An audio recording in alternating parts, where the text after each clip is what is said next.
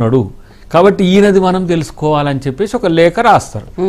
మరి మావోయిస్టుల కంటే మరి అంతర్గత భద్రతే కదా సమస్య కదా, కాబట్టి ఇమీడియట్గా ఈ ఫోన్ నువ్వు ట్యాప్ చేయి. ఇట్లా 534 మెంబర్స్ చేసి అలాంటి ఆధారాలు ఉన్నాయా? ఇలా రాసినట్లుగా ఆధారాలు ఇప్పుడు నేను మా మహేష్ కుమార్ గౌడ్ గారు మొన్న పోయింది కదా, నా ఫోన్ ట్యాప్ అయింది.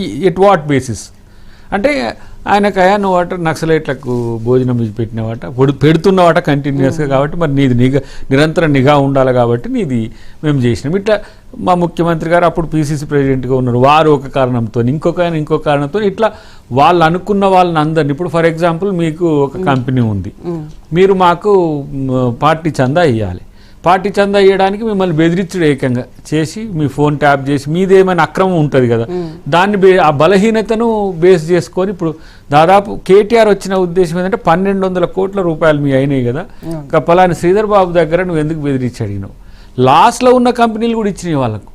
ఇది పక్కన పెడితే ప్రైవేటు వ్యక్తులు, ప్రైవేటు జీవితాలు, మహిళలు, ఇంకా రావాల్సి ఉన్నాయేమంటే ఇంకా కొంతమంది ఉన్నాయి, సినిమా స్టార్స్ అని లేకపోతే బిజినెస్ మ్యాగ్నెట్స్ అని ఇవన్నీ ఉన్నాయి.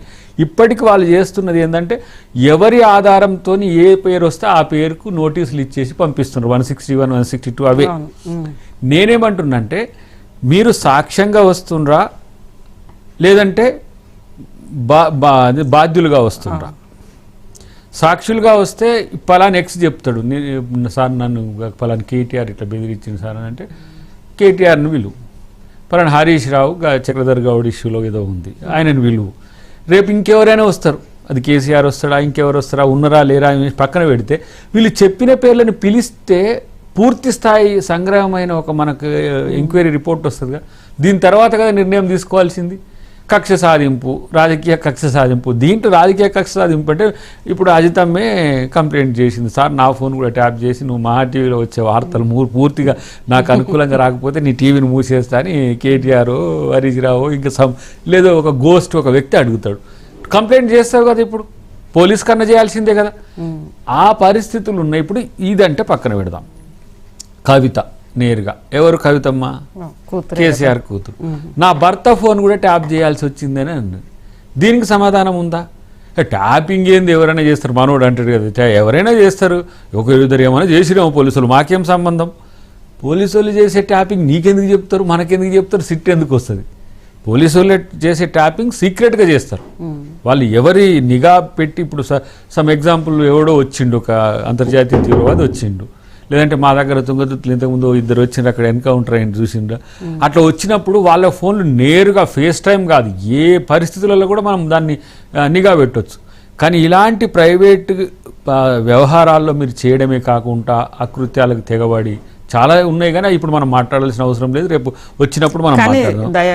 దయాకర్ గారు నిన్న కేటీఆర్ గారు ఒక మాట అన్నారు, ముఖ్యంగా 50 లక్షలు పెట్టి సూట్ కేసు 50 లక్షలు తీసుకొని వచ్చి ఎమ్మెల్యేలని కొనుగోలు చేసి ప్రభుత్వాన్ని పడగొట్టే ఒక కుట్ర చేసినప్పుడు ఖచ్చితంగా చేస్తారు కదా అన్నారు.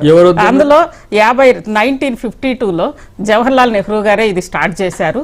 ముఖ్యంగా శాంతి భద్రతలు, అదేవిధంగా ప్రభుత్వ స్థిరత్వం, ఈ రెండింటికి కూడా భంగం కలిగితే ఇప్పుడు ఆ 50 లక్షలు తీసుకెళ్లి రేవంత్ రెడ్డి గారు ప్రభుత్వ స్థిరత్వాన్ని అస్థిరపరిచే కుట్ర చేశారు కాబట్టి చేసి ఉండొచ్చు అన్నారు. ఇప్పుడు నేనేమంటున్నా, మిమ్మల్ని ఎవరు వద్దన్నారు? మిమ్మల్ని నిఘా పెట్టి ప్రభుత్వాన్ని అస్థిరపరచడానికి చేసే ప్రయత్నాన్ని అడ్డుకుంటే మిమ్మల్ని ఎవరు వద్దన్నారు? అక్కడ 6 మంది ఎమ్మెల్యేలు పోయి ఒక ఫామ్ హౌస్లో ఉంటే కూడా మీరు చేసిండ్రు. ఇప్పుడు దీంట్లో ప్రభుత్వ అస్థిరత అనే దానికి ఇప్పుడు బేస్డ్ ఫర్ ఎగ్జాంపుల్ మీరు నేషనల్ హోమ్ సెక్రటరీకో మీన్స్ మనకుండే హోమ్ సెక్రటరీకో చెప్పి ఇగో ఈ ప్రభుత్వం సంబంధించిన ఈ 5-6 ఎమ్మెల్యేలు లేకపోతే వీళ్ళని కొనడానికి ఆయన ఒక ప్రయత్నం చేస్తుందని చెప్పి ఒక తాకీదు పెట్టుకొని నువ్వు చేసుకోవచ్చు. టిల్ టుడే దానికి సంబంధించిన సాక్ష్యాన్ని ఎట్లా సేకరించిందంటే సుప్రీంకోర్టుకి ఇంతవరకు సబ్మిట్ చేయలేదు తెలంగాణ ప్రభుత్వం, కేసీఆర్ గారి ప్రభుత్వమే. ఇప్పుడు మా ప్రభుత్వం కూడా కంటిన్యూటీ ప్రభుత్వం అంటే ముఖ్యమంత్రిగా కేసీఆర్ గారున్నా రేవంత్ రెడ్డి గారున్నా is a head of the government. మేము కూడా ఎందుకు ఇవ్వలేకపోతున్నాము?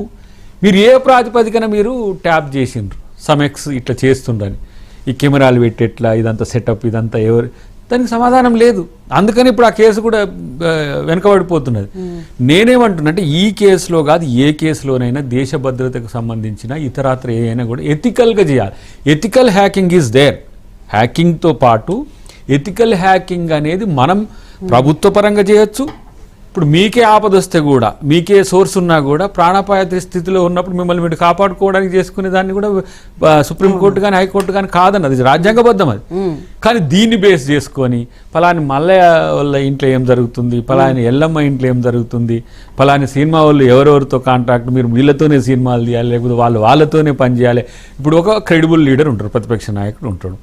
నువ్వు దయాకర్తో ఉండొద్దు, నువ్వు వచ్చి టీఆర్ఎస్కి అనుకూలంగా చెయ్యి. లేదు ఇంకా ఒక ఆయన ఏదో ఎకనామిక్ ట్రాన్సాక్షన్ ఏదో చేస్తాడు. ఈ 12 మంది ఎమ్మెల్యేలు వచ్చిన దాంట్లో కూడా ఫోన్ ట్యాపింగ్లు ఉన్నాయనేది మనకు ఉన్న సమాచారం. ఏది ఒక్కరుగా 12 మంది వచ్చేదానికి చేసిన దాంట్లో. సో ఇది ఇప్పుడు వాళ్ళు చేసిన దానికి రేపు సమాధానం చెప్పుకుంటారు. మీరు నేను కాదు కదా జడ్జి చేసేది. నేను ఒక ఇల్ ఇంటెన్షన్తో ఒక డాక్యుమెంట్ తయారు చేసిన.